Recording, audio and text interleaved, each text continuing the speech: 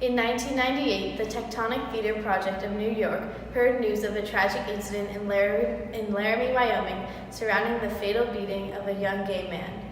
10 members traveled to Laramie in November of that same year to interview the community. They compiled the interviews starting from 4 weeks after the beating, ranging from personal accounts of the night to the aftershock in the community. These interviews were worked into a play following the timeline and response to the death of Matthew Shepard.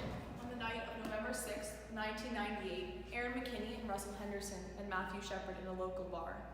At some point that night, McKinney and Henderson left the bar with Shepard in their truck with the intent to rob him.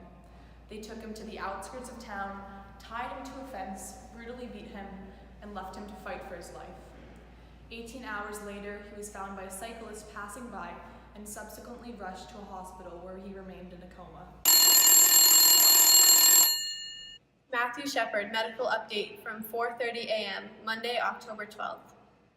At 12:53 a.m., Matthew Shepard died. His family was at his bedside. The family did release the following statement. The world premature and left the world premature. Go home, give your kids a hug, and don't let a day go by without telling them that you love them. Despite not being present in Laramie at the time of death, the Tectonic Theater Project uses personal accounts to craft together the story of that night and what followed. Tectonic uses varying perspectives from people and many different values and relationships to Matthew Shepard to clarify events that the media twisted. The sequel returns to the town on the 10th anniversary of Shepard's death to take another look at the deeper impact it had on the community. Even with the depressing events that took place in Laramie, the story carries a message of hope. Community. Laramie Project focuses on the story of Matthew Shepard. The stories from the townspeople are what really shape the book. The theme of community is present in the novel as the play is made up of entirely quotes by the community.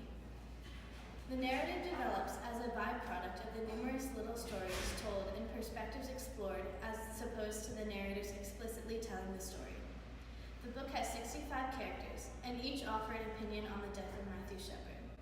Some friends of his, some teachers of him, some strangers, all with stories to tell and perspectives to bring. Without the community of Laramie, the Laramie Project would not exist. Building off of the idea of community, another major theme in the Laramie Project is the spectrum of bias. Throughout the play, the interviews portray varying biases and prejudices about Matthew and his values. The play introduces new perspectives to the reader that allow them to better understand how the incident happened and why the responses were so polarized. The spectrum of bias is a recurring challenge for Laramie as the town attempts to understand how Shepard's death occurred. Each member of the community shares their own beliefs regarding the incident and contributes to the overall outcome of his death and how it changed the community. Media portrayal. Media portrayal of Matthew Shepard's death was a misleading representation of the incident. News channels, documentaries, and articles written by people with no connection to the town of Laramie made biased claims and accusations about Matthew and his murders that drastically obscured the perspective of Laramie from outsiders. Although the Tectonic Theater Company was able to combat biased lies of the media through personal accounts, they played a major role in the responses and what changed within the community following the tragic incident. In The Hate You Give, Star is hesitant to reveal her perspective on Khalil's death, which allows the false media portrayal of discrimination to spiral out of control. Media portrayal is influential to both Matthew Shepard and Star's stories.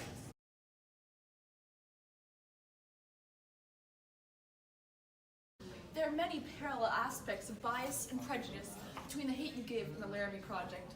Although they have their differences, we think that they should be taught concurrently, so students have an opportunity to deeper explore the idea of when and how we should stand up for our beliefs.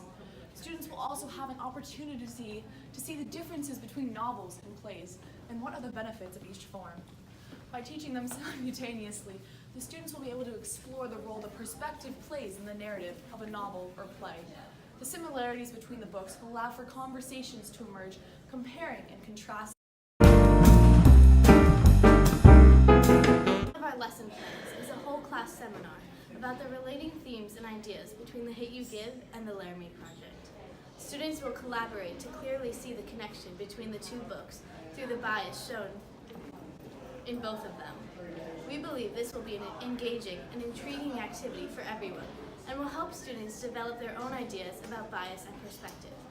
By conducting a discussion, students will have the opportunity to share and expand on their ideas while better understanding the underlying messages of the text.